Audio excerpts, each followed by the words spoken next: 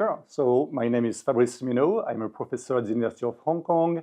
So to tell you a little bit about my academic journey, I started especially studying management and business. So I got a first degree in management, a master's degree in management. I did a second master's degree in economics. I then worked for a little bit in the industry, especially as a project manager in the investment banking and insurance industry. And I quickly decided to go back to academia. So I pursued a PhD at HEC Paris with a specialization in strategic management. And during my PhD, I also spent 1 year at the University of Toronto at the Rotman School of Management. My first academic job was at IMD in Switzerland. I then moved to Australia, where I stayed 2 years.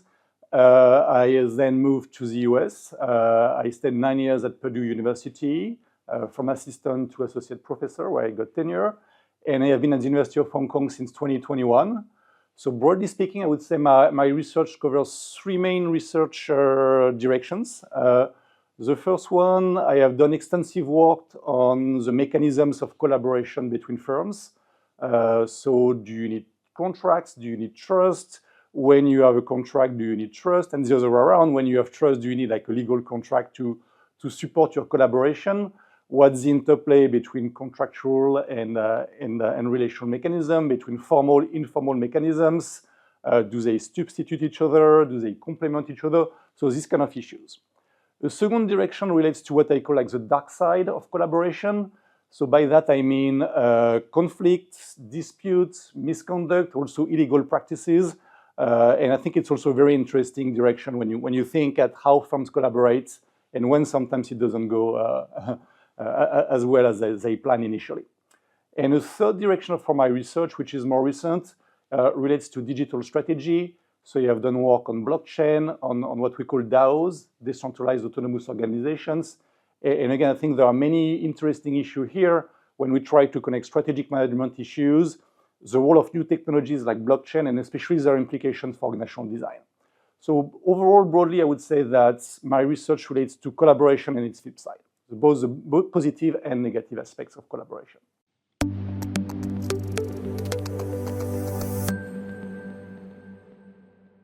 So I think I have always been intrigued by, like collaboration between firms, like because of their complexity, their duality. So initially what sparked my interest was when I was working, in the industry. I especially worked, to develop a partnership between my firm in France and a German partner in the banking industry. And quickly I realized that, okay, collaboration between firms can be great, to create value, to foster innovation, to develop competitive advantage, so like the bright side of collaboration. But at the same time, firms sometimes are facing potential opportunism, potential, mismatch in terms of power, potential conflict, so what we call the dark side. So I think especially for managers, it's a very interesting issue to understand the trade-offs, the tensions in any collaboration between what you can achieve, but also like the potential pitfalls. And when I dig deeper in the management literature, I quickly realized that most research tend to focus on the positive aspect of collaboration, but actually they also kind of underestimate or understudy a little bit the negative aspect of collaboration. So I think both from a practitioner viewpoint and as a scholar, I think there are many interesting issues to study, like to look at the different facets of collaboration, both the bright and the dark side of collaboration.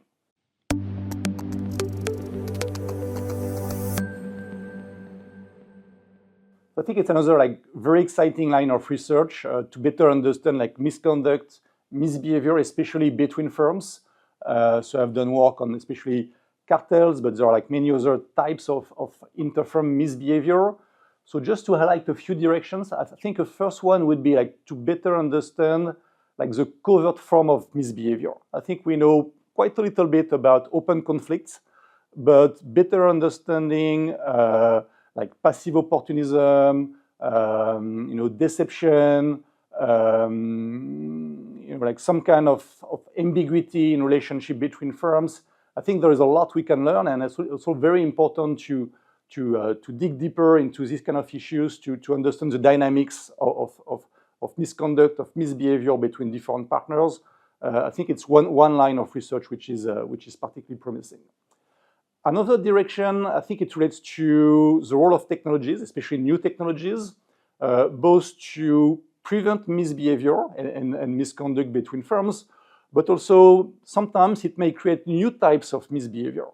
For instance, we talk a lot, of course, about AI these days, but it comes also with new forms of risk, new types of potential misconduct in terms of data manipulation, in terms of cybersecurity breaches, different types of deception like algorithmic deception. So it's new forms of misconduct, sometimes between individuals, sometimes between organizations, and better understanding, like how technologies can sometimes foster this kind of misbehavior is potentially very interesting. But also sometimes technologies can be very helpful to prevent and mitigate misconduct and misbehavior. To give you an example, I have done some work on blockchain, and blockchain can be a great technology, especially to support traceability, transparency, when you use smart contract, when you use like a digital ledger. So it can be a great way to prevent misconduct in the first place, and also to mitigate the detrimental consequences of misconduct once it happens. And a third direction I find especially interesting when we talk about misconduct and misbehavior between firms is about the importance of informal norms. Usually, when I discuss with managers, also what I observe when I look at the literature in management is that usually we focus on the formal aspects of the mechanisms to prevent misconduct with a system of incentive, with some system of control, systems of monitoring. But I think we still have a lot to learn about the importance of the informal mechanism, such as relational contracts, social norms, the importance of reputation, to change a little bit the system and the nature of incentives between firms, and in turn how they can interact with the formal mechanisms in place. And the last point I would like to add is about the empirical challenges of studying misconduct. When we talk about misbehavior, we're talking about sensitive information, confidential data, ethically sensitive information.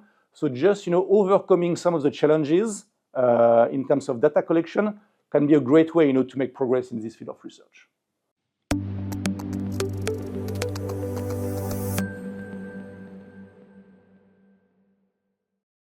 In the first place, my viewpoint is that when we think at our job, at our mission, to use a big word, as a management scholar, as a social scientist, I think we need to pay attention not only to traditional management issues, but also to look at big, important societal issues, what sometimes people refer to as grand challenges. And when we talk about wars and conflicts, I think it would be hard to deny that it's a very important issue. It's affecting millions of people around the world. As we speak today, I think there are something like 56 armed-based conflicts around the world, in Ukraine, of course, Syria, Myanmar, and many other places around the world. So it's timely, because it affects many people, many individuals, organizations, stakeholders. And as management scholars, I think it should be part of our job, our mission, to study these kind of issues. Another direction is that we need to pay attention to wars as management scholars because we have something to say about it. When we think at management as a discipline, it's a relatively young discipline, but still I think we have accumulated, some theoretical insights on many issues. We have some methodological expertise, to analyze specific issues, social issues, economic issues, and we have a lot to bring to the table, to use our expertise, to use our theories, to analyze some important issues in wars.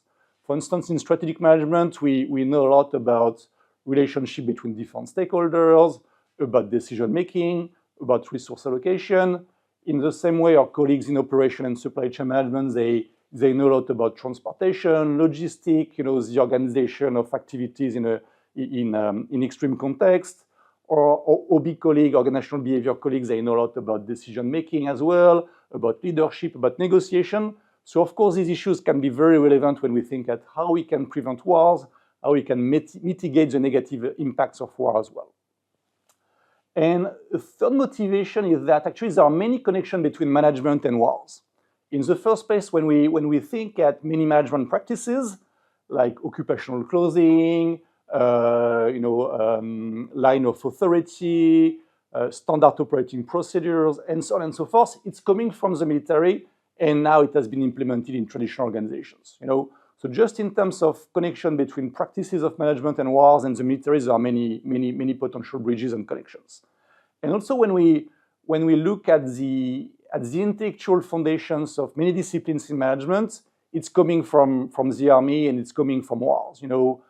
Strategy is coming from ancient Greek strategos, the art of the general, and you have many important works in strategy like Sun Tzu, The Art of War, Machiavelli, Clausewitz, and so on, which have been, part of the key work in management and especially in strategic management. So I think it's another motivation, another good reason why we need to make this connection between wars and management.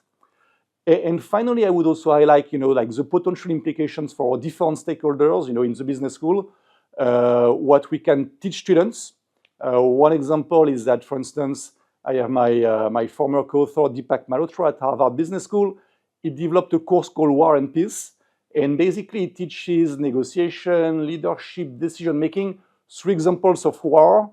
And I think it's a great way, where we can teach students, undergrad, MBAs, executive, and so on, and make this connection between wars and what we can teach in management. Another example in my previous institution at Purdue University, I had some colleagues teaching veterans and how we can help this specific population, with a specific profile, specific expectations, especially to develop entrepreneurship.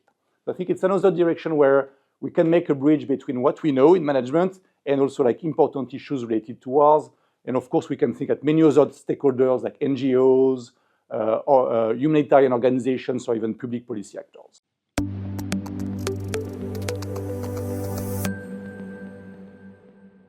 So great question. I find it a bit challenging because usually I as an advisor, as a mentor, I try to adjust the tips I give PhD students or junior scholars, to their expectations, to their profile, to their goals, as an individual. But let me try to give like generic pieces of advice. The first one is that a good way, when you try to find a topic is to start from actual phenomena. I think it's a good way, to find this balance between rigor but also relevance, to find a topic which in the first place makes sense for managers, which can be insightful, on a daily basis for managers. I talked about wars earlier. I think it could be one example of where you start from the phenomenon, not from a theoretical issue. You start from the actual issue, for managers, for practitioners, for individuals, for organizations. And from here, you connect with theories. I talked about blockchain. It would be another example where you can start, from digital transformation, some phenomenon we observe, how we can make sense of that, from a conceptual viewpoint as a scholar, how we can connect that, to management issues and to some debates in the literature. So starting from the phenomenon, I think would be my first piece of advice for young scholars. Another point I could highlight is the importance, not to focus too much on the short term. If you have decided to do a PhD, it's a big investment. It's usually 4 or 5 years of your life, so a big chunk of your life. An academic journey is a very long journey. It can be like 40 years sometime. So, take the time to think at the big picture, what you would like to achieve. Don't be too focused on submitting your paper, getting a revised and submit. It's very important, of course. But also, thinking at what at the end of the day you would like to do, what kind of big issue you would like to address, why you think there are important issues, and at the same time, being persevering. You're going to face a lot of rejects. Even after 20 years, I still get many rejects from journals, and I think it's the same, for most colleagues I know. So being persevering, being able, to stay motivated in the long run. Again, I think it helps, to think at what you want to do and what's the big picture you have in mind, for your career as an individual, as a scholar. And finally, I would say that academia can be a bit isolating sometimes.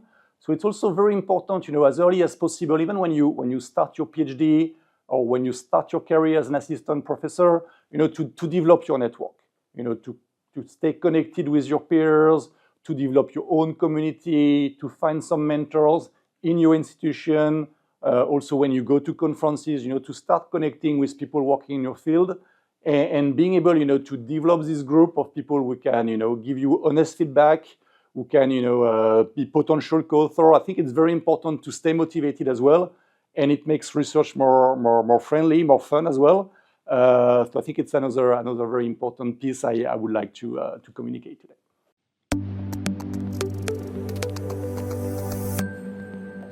Thank you very much for having me.